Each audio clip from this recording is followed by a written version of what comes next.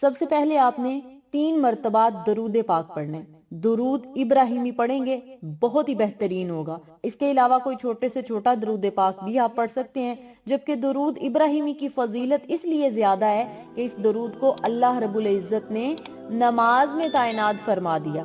تو آپ نے کیا کرنا ہے، 3 مرتبہ درود ابراہیمی ضرور پڑھنا ہے۔ جن لوگوں کو نہیں آتا وہ صلی اللہ علیہ وسلم پڑھ لیں یا صلی اللہ علی محمد پڑھ لیں، یہ آپ کی اپنی مرضی ہے۔ اس کے بعد صرف 129 مرتبہ بما بسم اللہ شریف کے سورۃ الکوثر پڑھنی ہے۔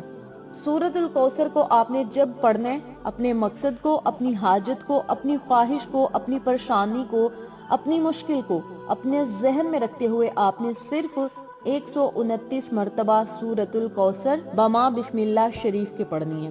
درمیان میں اگر آپ بھول جائیں کہ ہم نے بسم اللہ نہیں پڑھی یا پڑھ لیا تو کوئی مسئلہ نہیں، لیکن